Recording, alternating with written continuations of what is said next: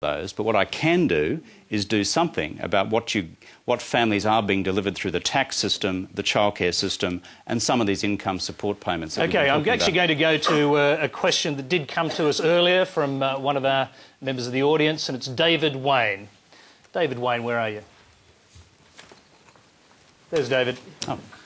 Prime Minister quotes political dynamite, Bob Hawke, by 1990. You've already got me worried. Australian children by 1990 will not be living in poverty. Paul Keating, the recession we had to have. And John Howard, Australian working families have never had it so good. Today, you said there's nothing more that you could do. Did you light the fuse? OK, let me just explain this to some of our audience members and people out there who might not know exactly what you're talking about. This is a reference to a quote. Including me, actually. So. OK. This is a reference, evidently in reference to the quote from you today, where you said, "We've done as much as we physically can to provide additional help to the family budget, recognising the cost of everything is still going through the roof." As much as we physically can is, I guess, what you're being called out on here. Oh. Is that one of those things going to follow you around for a very long time? No, I'm just referring to the budget we've just delivered. I mean, that has to be set against the economic circumstances of Australia today, the pressures, financial pressures which families are under today, as well as honouring our pre-election commitments. Taking all those factors into account, you know, I stand by what I said today. That's as reasonable an outcome as we could deliver within the budget disciplines we had to adhere to. Because, you know, what's overall necessary in macroeconomic terms, and that is to make sure we've got a responsible budget which puts downward pressure on inflation, downward pressure on interest rates. You do that, it means producing in our current economic circumstances a sizable surplus. And on top of that, honour your pre-election commitments to families to make sure you're doing something on tax, you're doing something on childcare tax rebate, and you're doing something on education tax rebates. So in the current budget, you're right. For the future, each budget will be adjusted accordingly. Well, David, do you want to respond to that? Well, it seems as though we're talking about the previous government, the Howard government. They weren't doing enough. The inflation genie was out of the bottle. World crude oil prices, the grocery prices that you were going to set up a price watch. Is it not that the government really doesn't have control of that? And well, the Howard government, the same situation was going to occur with your government. There are things within government that you do have direct purchase over. One's the tax system, one is the payment system when it comes to childcare. True. Additional payments when, for example, we've introduced this education tax refund. Also, what you can do in terms of housing policy. We've introduced something in the order of $1.5 to $2 billion of initiatives to assist people with saving for your first home, building more affordable rental accommodation. Those things that you can do something about.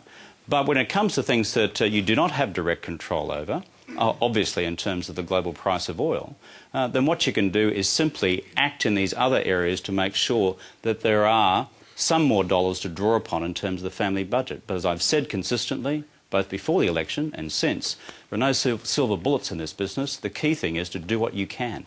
I'm just going to just bring you up on that. If you can't do anything about the global price of oil, what do you say to Brendan Nelson when he says you can do something here? You can actually lower the price of petrol by taking it off the excise. And he says you're just looking at petrol prices. You can actually lower it by losing a tax. Well, is that the Nelson position or the Turnbull position?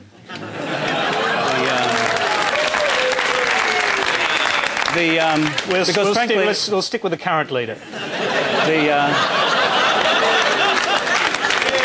Well, seriously, I mean, it is all over the place. Apart from those two positions, there's the bloke who's now designing their new tax policy who says that the current excise arrangements are just fine and dandy. So I'm not quite sure where they stand. We believe that the responsible course of action is how do you maximise competition policy pressure on the oil majors? That's why for the first time in this country's history we have a petrol price commissioner.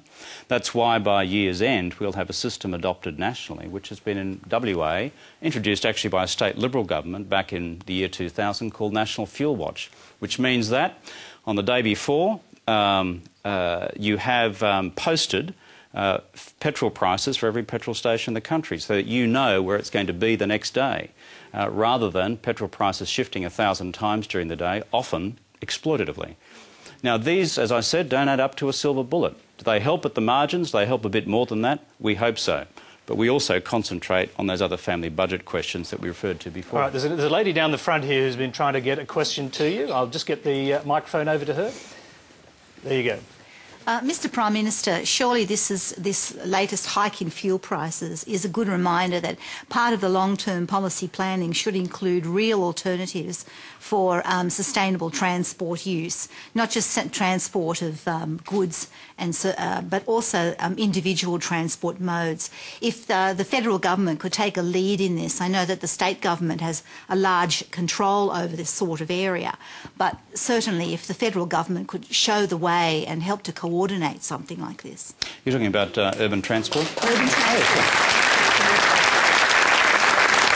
Well, let me just point to a basic contrast here. We've just brought down a budget, which, you know, some people have criticised, and that's their democratic right, and that's the good thing about this country.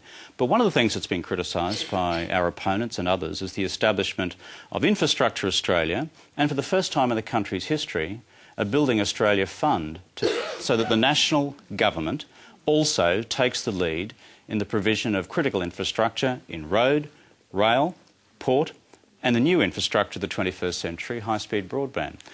One of the big infrastructure needs goes to the very, very huge challenge which people are facing each day, which is just urban congestion. That's one thing. And people say, well, I wouldn't be in my car if I had a decent mass transit system to get from A to B. Okay? Sydney, where we are tonight. Sydney, where we are tonight, that's big. I was in Melbourne sometime this morning. I was in Adelaide in between times. But, can I say, most people in urban Australia are saying we have real problems here. What we have committed is funding for feasibility studies this year for elements of a metro system here in Sydney and elements of a metro system in Melbourne. It's got to pass the cost-benefit analysis test, but our opponents say this is some sort of rinky-dink fund that we've established. I actually go around Australia and people say, I want an urban transport system that works, and will the national government become partners with state governments and others to try and make it work? Okay. I just want to pick you up on this inflation question, because you've acknowledged that you can't do anything about global oil prices. Global oil prices are feeding into inflation. You'll be aware there's not invading Iraq would have helped. Indeed. No, it's a factor. It's a factor. It's a factor in terms of the global supply of oil. Can I just make the point that the Nobel Prize-winning economist Joe Stiglitz, who also says that invading Iraq was a big problem, says now that reserve banks like ours, which are targeting inflation by raising interest rates, are making a fatal error when the inflation is imported. That means you're importing the fuel, the cost is going up, it's feeding into your inflation. Now, the former Liberal leader, John Hewson, said a similar thing. He said inflation is in price increases that are beyond the control of the Reserve Bank. And yet, the Reserve Bank